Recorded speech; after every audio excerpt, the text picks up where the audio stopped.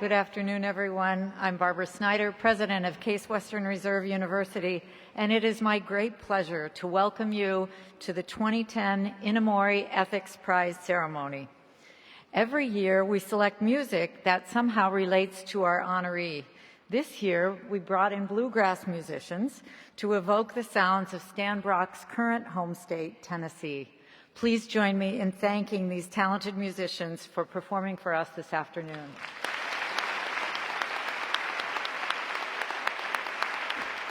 We are here today because of the vision and generosity of Dr. Kazuo Inamori. Dr. Inamori is the founder of Kyocera and later a telecommunications company now known as KDDI. He is a philanthropist, an educator, and a member of the Buddhist priesthood. In 1984, Dr. Inamori launched the Inamori Foundation, endowing it with his own funds. The decision aligned with his belief that our highest calling as human beings is to work for the greater good of mankind and society. Just over 2 decades later, Case Western Reserve University was honored to receive a gift from the foundation to launch the Inamori International Center for Ethics and Excellence. Its purpose, Dr. Inamori said at the time, was to provide a common spiritual backbone for humankind and to strive to indicate high moral standards and universal viewpoints. While Dr. Inamori is unable to join us today, he is, as some of you will know, serving right now as the CEO of Japan Airlines. He is represented by 3 members of the Inamori Foundation, and I'm going to ask them to stand. They're up here in the box. First, Mr. Toyomi Inamori, the Senior Managing Director of the Inamori Foundation and President of KI Enterprise Limited. Thank you.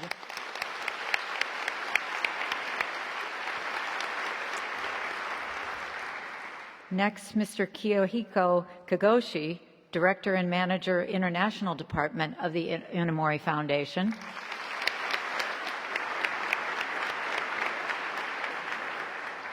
And finally, Kenichi Hara, Deputy Manager of the International Department of the Inamori Foundation.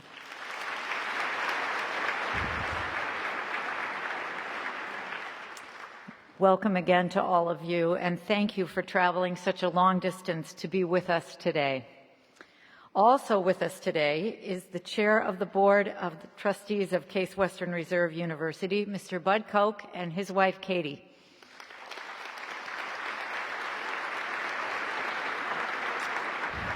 I am grateful to you for your leadership and your support of ethics on our campus and in our community. In addition, I would like to acknowledge our sponsors. All of them are listed in your program, and I want you to know that their investment in the Inamori Ethics Prize ceremony and the Inamori Center is a tribute to our shared values and speaks to their view of the importance of ethical leadership in our society.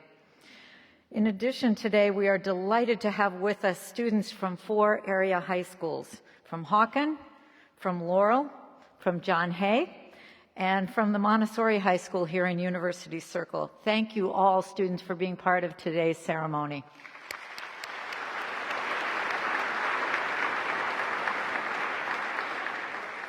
Finally, I want to formally welcome Mr. Stan Brock, who is the recipient of the Inamori Ethics Prize today. You will hear much more about him, but for now, just let me say we are delighted to have you on our campus and as part of our Inamori Ethics Prize events. Stan?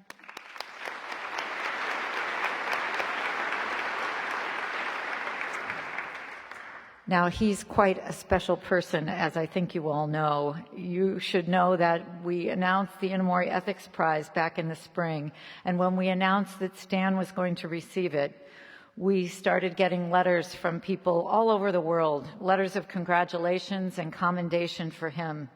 Time prevents me from sharing all of the expressions of support that we received, but I would like to read from just a few that reflect the tenor of the rest. First, from George Voinovich, United States Senator from Ohio.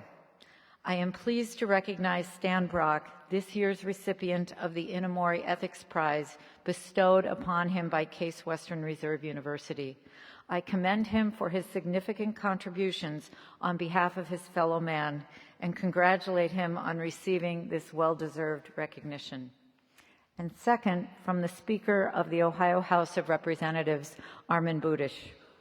A highly principled individual, you have given far more than you have gleaned, and your selfless contributions stand as the hallmark of responsible citizenship. You can rest assured that you have set an example of service worthy of emulation. The Inamori International Center for Ethics and Excellence exists to foster global ethical leadership around the world. One of the ways the center promotes this mission is through the annual award of the Inamori Ethics Prize. In honoring individuals who have provided their own answers to the question of what it means to live an ethical life, our community has an invaluable opportunity to learn more about the challenges of such choices as well as the rewards. In the classroom, we call these teachable moments.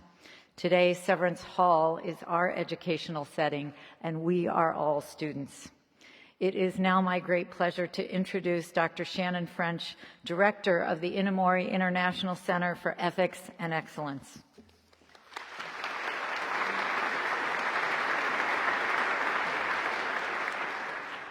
Thank you, President Snyder. The mission of the Inamori International Center for Ethics and Excellence is to promote ethical leadership, locally and globally.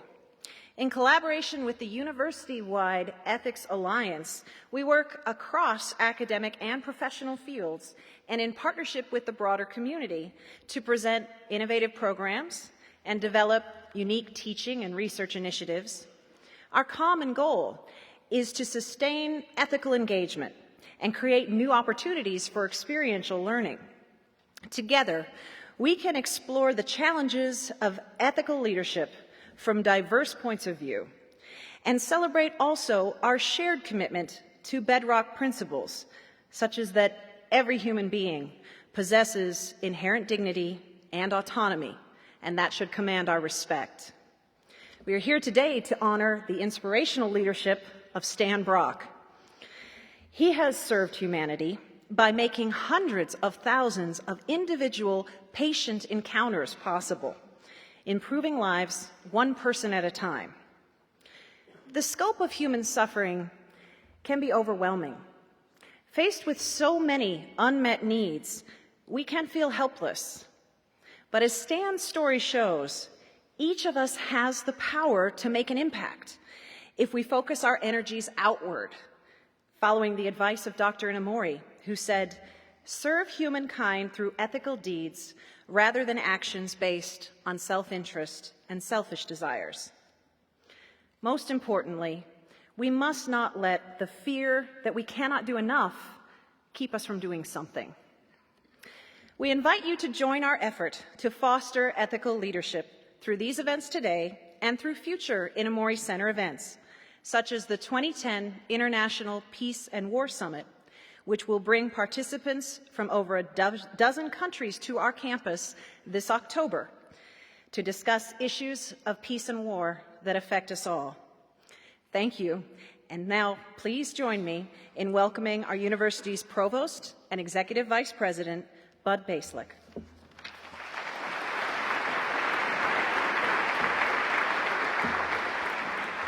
Thank you, Shannon. Stan Brock has a rich background in exploration and discovery. As an Amazon bush pilot, a noted authority on wildlife conservation and management, and an expert on rainforests and their inhabitants. To promote better understanding of the less populated corners of the world, Stan Brock began a public career in the 1960s as co-star of the NBC television show Wild Kingdom. Mr. Brock leveraged his public profile to engage the medical community and form Remote Area Medical. This pioneering nonprofit organization is dedicated to helping volunteer caregivers treat patients who otherwise cannot give the medical care they so urgently require. It's my pleasure to introduce the 2010 Inamori Ethics Prize recipient, Stan Brock.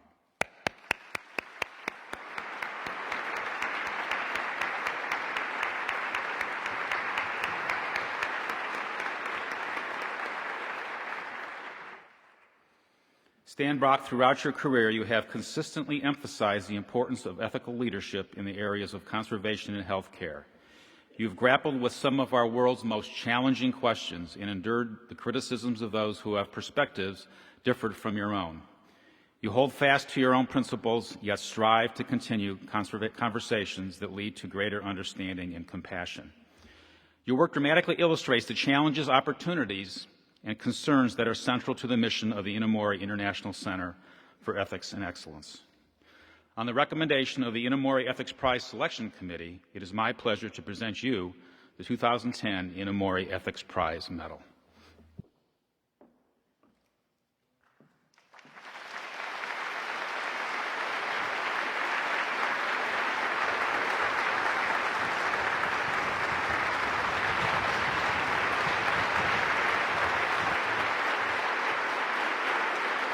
Well, thank you very, very much for that very warm introduction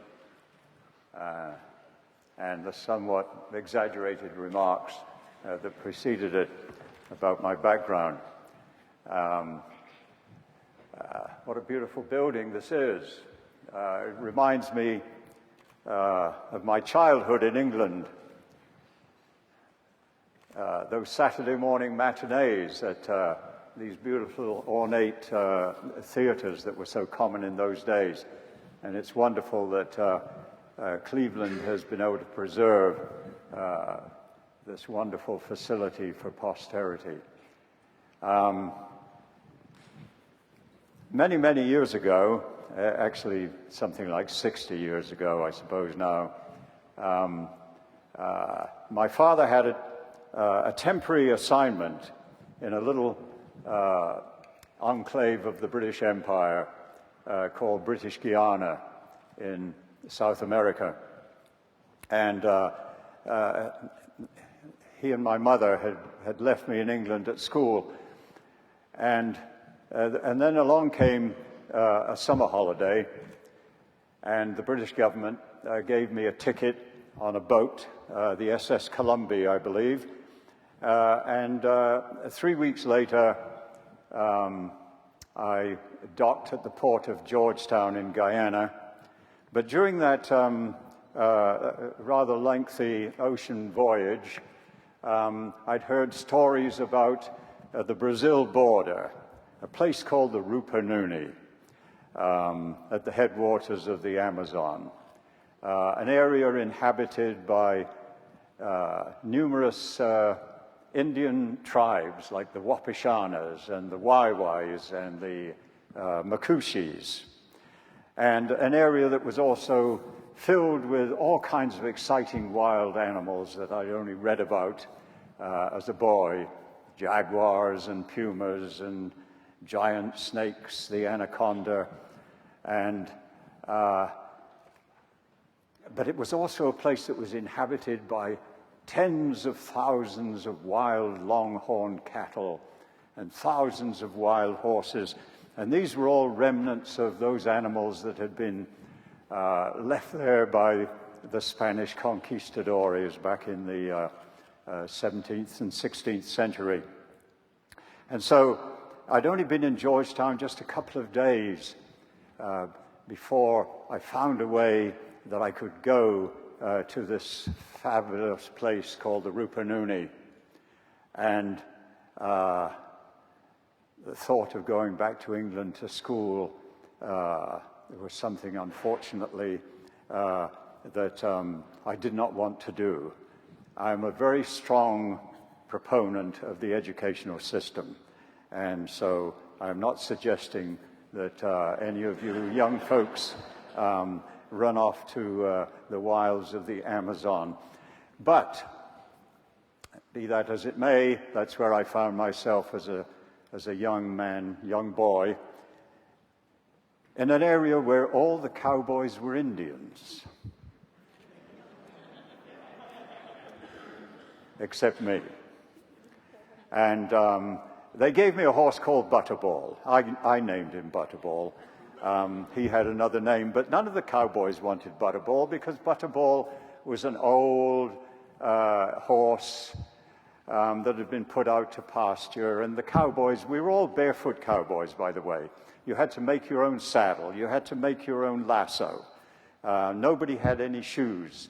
So we were all barefoot cowboys. We actually made our own spurs by heating a piece of old iron on a fire and fabricating them into spurs that we strapped to our bare feet. And they gave me this old horse, Butterball, and Butterball taught me a lot about being a cowboy. And I'd never even been on the back of a horse, you see, before I met Butterball. But after I'd been there about, less than a year, and I'd learned the language of the Wapishanas, and I'd learned something about this cowboy business, how to stay on a horse, and throwing a lasso and so on, then they decided to give me another horse, a horse called Kang. Now, Kang was a Wapishana name that meant the devil. And Kang had already killed 2 other cowboys. And so we lassoed Kang one morning in the dusty corral and had 2 lassos on him because he liked to chase people like a wild bull. And we tethered him up to a tree and blindfolded him, blindfolded me actually. And we put on the old saddle there, and I climbed on board, and somebody cut him loose, and I pulled off the blindfold, and Kang went bucking across the savannah, and I was holding on for dear life, and Kang had a head-on collision with the side of the corral. And I was lying underneath Kang, very badly injured. And the cowboys pulled me out from underneath, and one of them said in Wapishana, "Well, the nearest doctor is 26 days on foot from here." That's when I had the inspiration to form Remote Area Medical and bring those doctors a little bit closer. And several months ago, I had the pleasure to have breakfast in Tucson, Arizona, where we were holding one of our events, with the 6th man to walk on the moon, astronaut Ed Mitchell. And he asked me the same question: why did you decide to form Remote Area Medical? And I told him about the Kang story and the fact that we were 26 days on foot from the nearest doctor. And he said, "Wow," he said, "I was on the moon, and I was only 3 days from the nearest doctor." But you know what?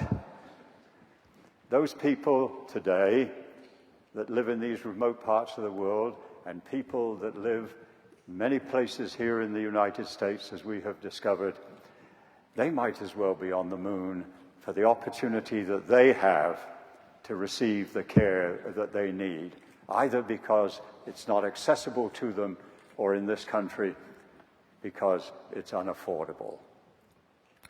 So, that was the situation 60 years ago down there in that area at the headwaters of the Amazon River.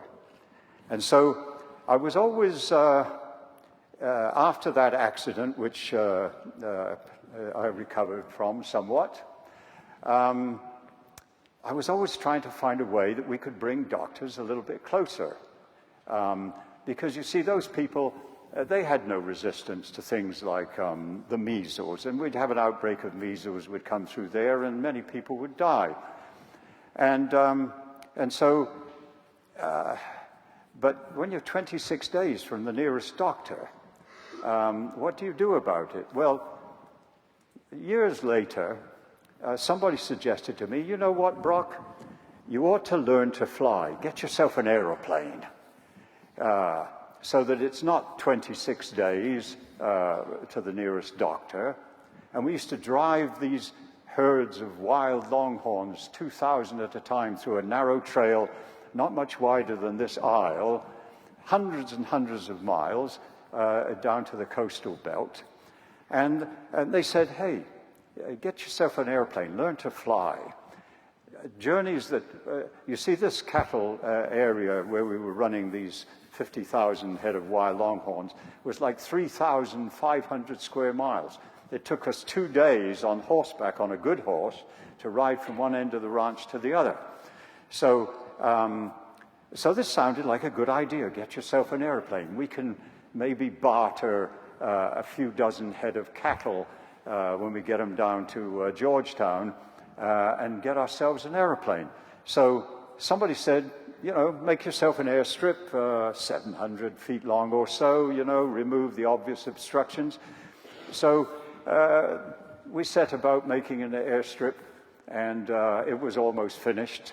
And so I got on my horse for the first 9 days.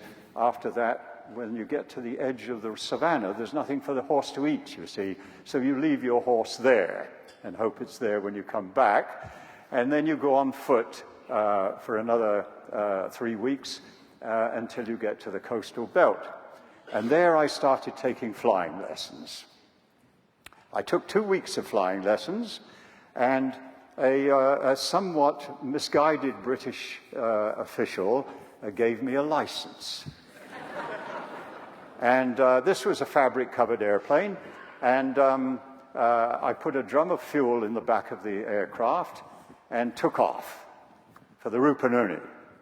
Followed the Essequibo River for about 150 miles and got to where the Rupununi River entered the Essequibo. You see, I had been down there in a canoe, so was fairly familiar with what it looked like, at least on the ground, and made a right turn and followed the Rupununi River up to where the savannas were, got down low, where it all looked pretty much like it did on horseback, except things were going by very much quicker, and eventually got to the place where we'd made the airstrip.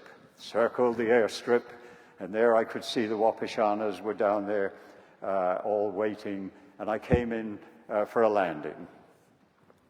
It was not one of my best.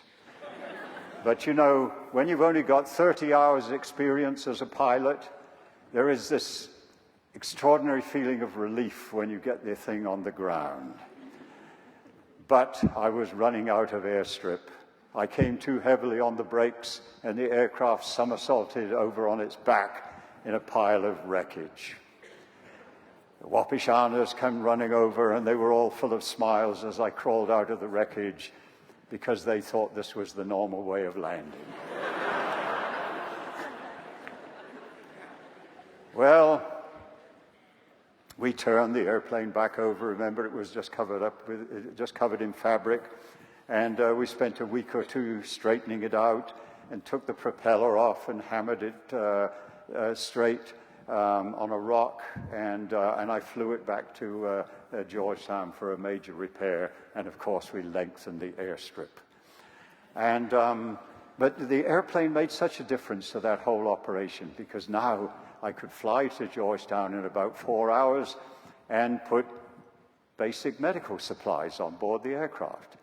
Or if somebody was injured during one of our roundups with these wild, ferocious cattle that we had to deal with, you could put them in the airplane and take them somewhere where they could get help. But I was constantly campaigning with British government officials to get some real doctors to the Rupununi for the Indian tribal people. And the person that I was dealing with was a Major C.J. Betancourt Gomes, B.E.M., E.M. retired. And then I got a radio. And I was able to sort of call him periodically on the radio and say, Major Betancourt Gomes, we're still hoping to get some doctors and dentists up here to help these people. And this went on for a year or two. And then finally I got a call from his aide-de-camp that said, Major Betancourt Gomes and the Minister of Health from Whitehall, that's in London, are going to pay you a visit next Saturday.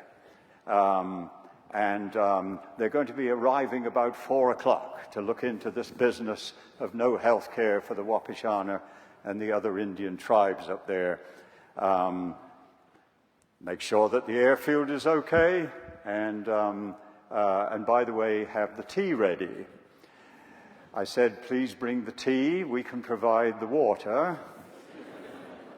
So, 4 o'clock or so on the next Saturday afternoon, here comes the government little aircraft, lands, Major Betancourt Gomes on board with the Minister of Health from Whitehall, Sir Archibald Fenton Sedgwick, very smartly dressed in the British Army bush jacket and leather boots all the way up to here, something to do with snakes. And of course, we were all barefoot cowboys. And he was a pipe smoker, and he had 2 pipes, and seemed to have a problem with which one he was going to smoke.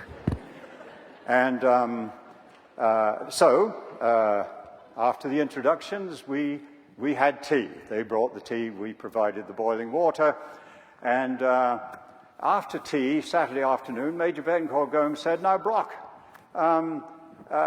isn't there a Roman Catholic missionary priest here in these parts?"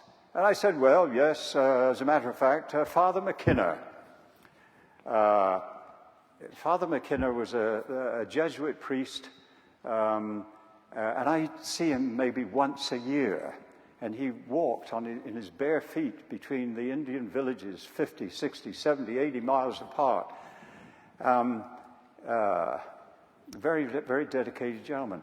And Major Betancourt Gomes said, "Well, send out a couple of runners and see if you can round up Father McKinnon so that we can have a church service here tomorrow at 10 o'clock for Sir Archibald." And I said, "Well, Major, I'll send out some runners, but what would we do if I can't find Father McKinnon and we can't have a church service at 10 a.m. And Major Betancourt Gomes said, "Well, then we'll have gin and tonics." And, we couldn't find Father McKinnon. And so they had gin and tonics. And then Major Betancourt Gomes said, "Now, I want you to take Sir Archibald out to the nearest Indian village to look into this healthcare business. And so get one of your best horses for Sir Archibald." I said, "And I don't think that's a good idea, Major. You know, our horses are not very well behaved." And I had Kang in mind, actually.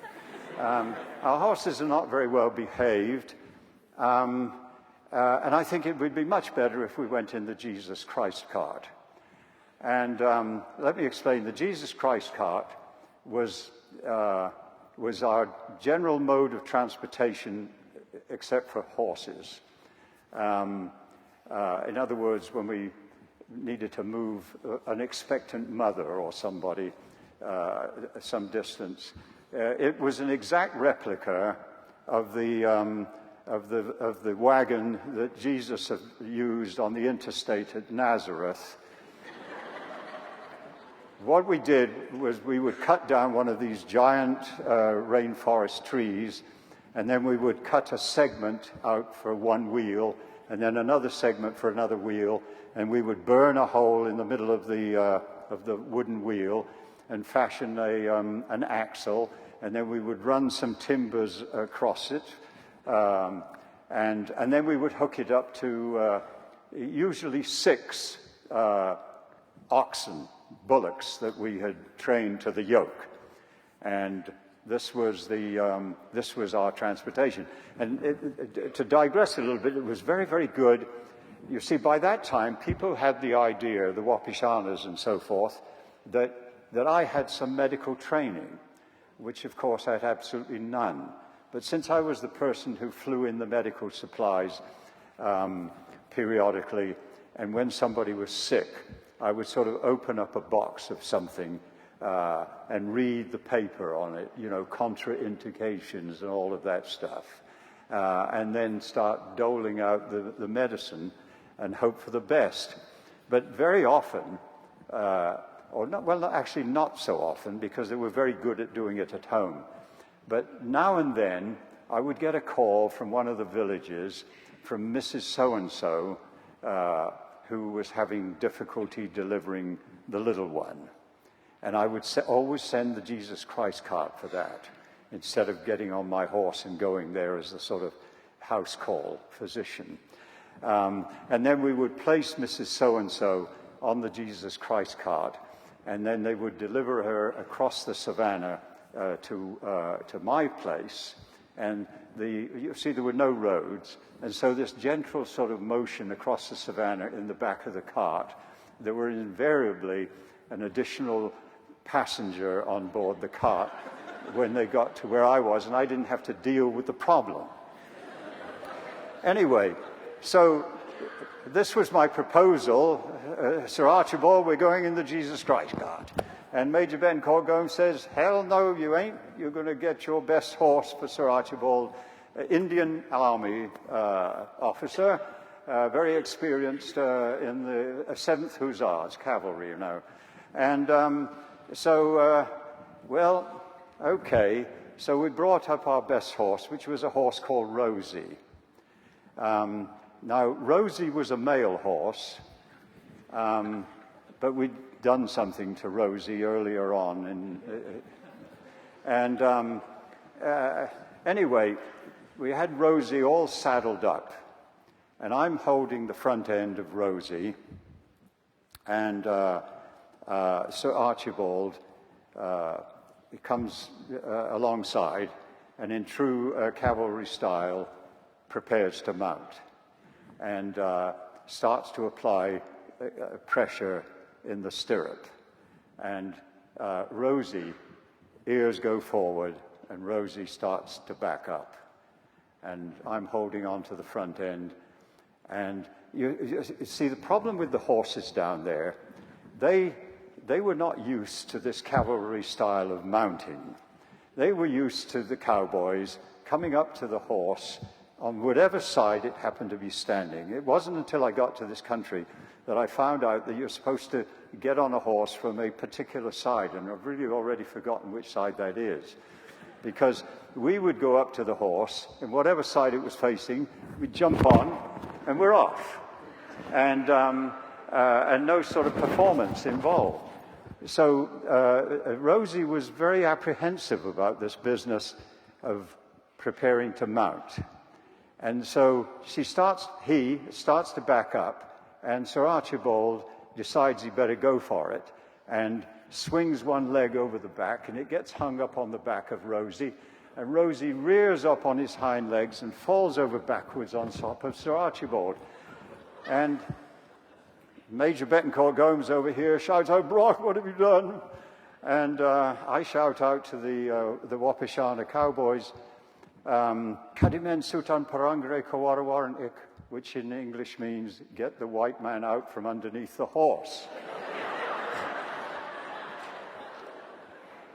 So we pull out Sir Archibald and get him on his feet and dust him off.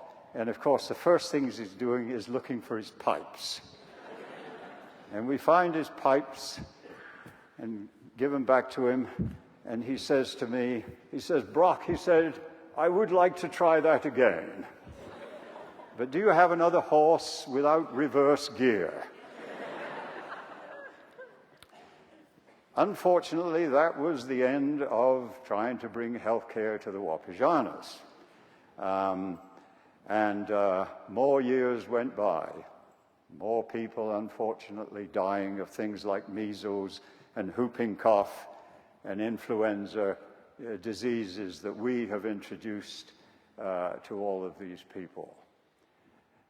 As far back as 1492, right? Places like Haiti. Thousands and thousands of people dying from introduced diseases. Well, after another year or two, and still nothing going on in the healthcare line there at British Guiana, countries approaching independence.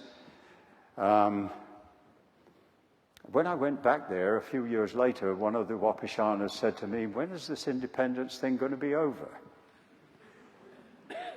Well, I think this is the way it's going to be. But improvements will come. Just give us a while. things will be better in the long run. But then I had an opportunity to come to this country. Never been here before. What a cultural shock that was when I parked this little airplane in the Georgetown airport and got on Pan American with a ticket that somebody had sent me and flew to New York and changed airplanes and flew to Chicago all in one day. Wow. In fact, a few weeks after I'd arrived in Chicago, this enormous cultural shock, I donated 50 cents to the Black Panthers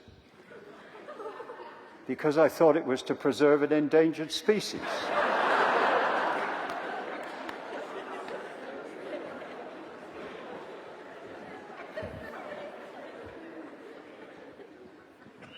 But then I had an opportunity to travel all around the United States and indeed to many other countries of the world.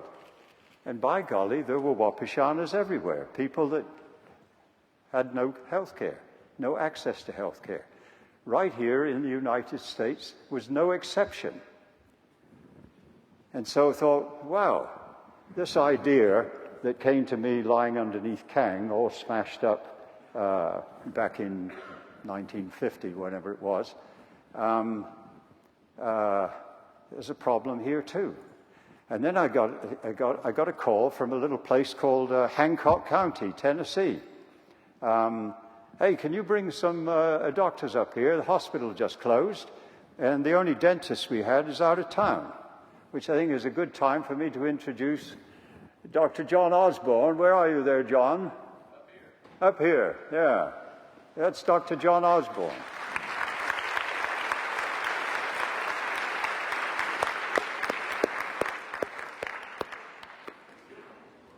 Wonderful dentist. Goes to all of our clinics. Flies our airplanes. Breaks them sometimes. Broke one yesterday. We had to change airplanes. So, we go to Hancock County. We load a couple of heavy dental chairs in the back of a pickup truck. And when we get to Hancock County, there's a long line of 100 and something patients there, Americans, needing dental care. And so we fixed them up. And then a week or two later, the next county over. And then after that, the next county over. And pretty soon, although, yes, we're in Mexico, and yes, we're in British Guiana, and now called Guyana, and Honduras and Guatemala and some of these other places, but now 64% of everything we do is here in the United States.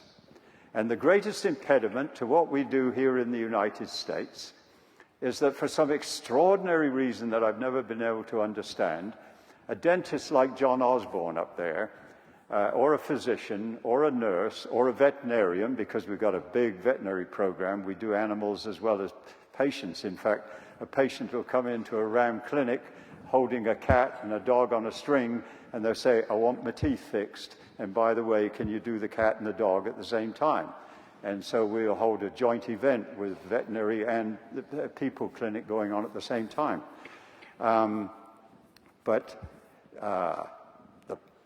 For some extraordinary reason, doctors are not allowed to cross state lines. So they've been to medical school, been to your dental school, and now they want to volunteer in Arkansas or Alabama or California, and they're not allowed to do that. And yet they've had the same training. This is extraordinary. And in 1995, Tennessee changed the law because of what we do there. And it's the Volunteer Healthcare Services Act. And now, most of the practitioners that come to clinics that we hold in Tennessee are from somewhere else. And we got a waiver this last weekend to hold a big event down in New Orleans and Plaquemines Parish for the oil spill episode and for the aftermath of Katrina. We've been there several times since Katrina. And they had to give us a waiver, a special waiver, so that doctors could cross state lines. And doctors came from California, and they came from New York, and they came from Michigan, and so did the nurses. And we saw a couple thousand people down there just a day or so ago. And yes, we had people from LSU, people from Louisiana, all working together. But you see, when you've got a line of 2,000 people standing outside waiting for treatment, you better have a lot of volunteers. We do an event up in Wise County, Virginia every year, and those people absolutely depend on us being there. We are their sole source of health care that they can afford. It's a question of affordability more than access in a lot of these cases. And why are these people coming? They're coming because their teeth are rotting in their head, and they're filled with pain, and they can't function properly, and they can't look after their family properly. Or they can't see, simply because they need a pair of glasses. I remember many years ago in Kentucky, we were holding eye clinics there and providing people with glasses. And this gentleman, he probably was maybe 58 years of age. I had him in front of the eye chart, and he looked at that eye chart like this, and he couldn't read the E on the top. And I said, "Oh, it looks like you need a pair of glasses. How did you get here?" And he said, "I drove my truck." I said, "Well, that's quite interesting. How did you do that?" He said, "My wife sits next to me and follows that yellow line and says, a little bit to the left, a little bit to the right." And you know what? He turned out to be a minus 200 or something, spherical power, no astigmatism, no complication.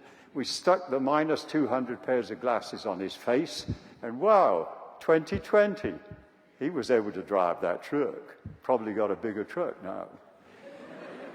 So the big problem then, really, and is it in the new legislation? I don't know. I haven't read the 2,000 odd pages. But I'm not hearing anything about people with dental problems and people with vision problems. We made 305 brand new pairs of eyeglasses last Sunday in New Orleans, and people came in there. We gave them a full eye test, just like you would get if you were at an ophthalmologist's office, because we had ophthalmologists with us as well as optometrists. And we had thousands of beautiful, fashionable frames. The patient picked out the frame they wanted. They looked in the mirror and said, "Wow." And then we ran it through our mobile eyeglass lab, which is 70 feet long, that we'd hauled all the way down from Tennessee, and made them the eyeglasses on the spot, 305 pairs. And so we're seeing people putting on eyeglasses for the first time, and wow, this is great. And it is great. But you know what? Even though we might have 1,000 people coming in the door, they all want the dentist and they all want the eye doctor, but they all really need the medical doctor as well, because they've got all kinds of problems. It doesn't matter whether it's in New Orleans or Los Angeles, where we did 7,081 people this last April, or in Appalachia. They're all the same, all over the country and here in the United States. They can't afford the dentist, they can't afford the eye doctor.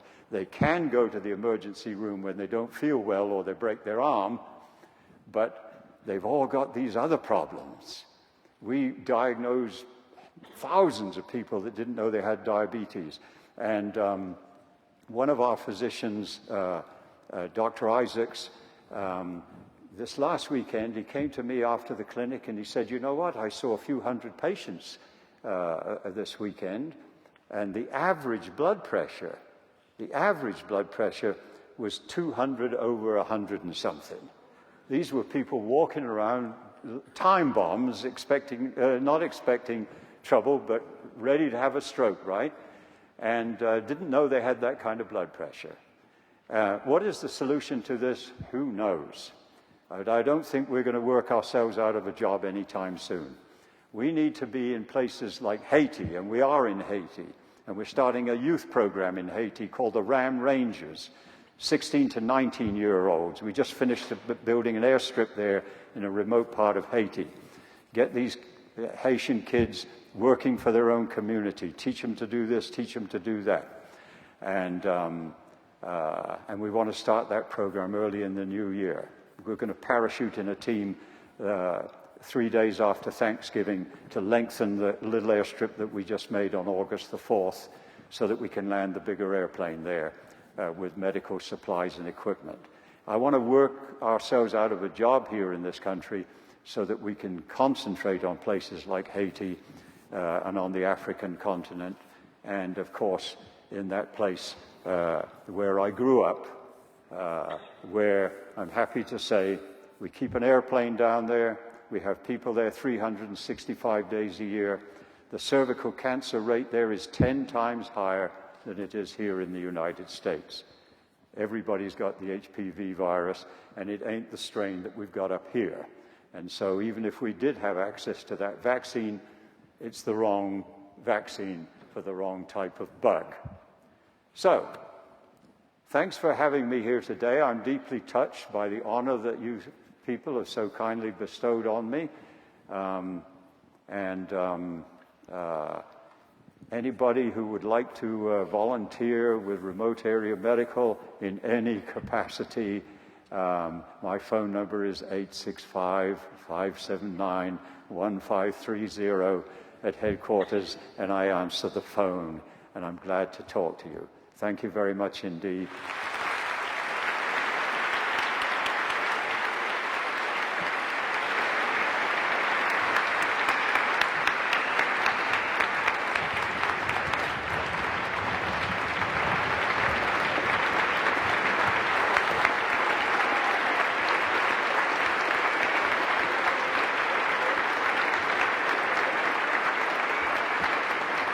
Thank you for the Inamori Foundation people who came all the way from Tokyo to make this possible.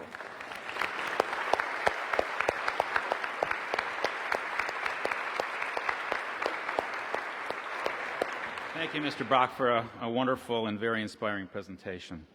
Ladies and gentlemen, we are limited in our time here today, but we can take a few questions at this time. We will also have the opportunity to pose questions and engage in greater dialogue at the symposium that is following today's ceremony. I'll provide some additional information about that event at the conclusion of today's program. If you'd like to ask a question, we ask that you come forward at this time. There are 2 microphones in the aisles on the main floor. We will alternate sides and conclude after no more than 2 or 3 questions. Do you have any questions for Mr. Brock? Yes, can you come up to the microphone, please, if you have a question? All right, that's an easy one. He can. Oh, 865-579-1530, and my email is stanbrock, STANBROCK in one word, at ramusa.org. Any more challenging questions for Mr. Brock? I think I was, okay. All right, we have one here on the right. Mr. Brock, you say that you don't have any corporate sponsorships. Is that because no one's come forward, or do you have a policy of not accepting corporate sponsorships? Very good question. I apologize for my hearing is not up to par here. Corporate sponsorship. Essentially, we don't have any corporate sponsors. I wish we did.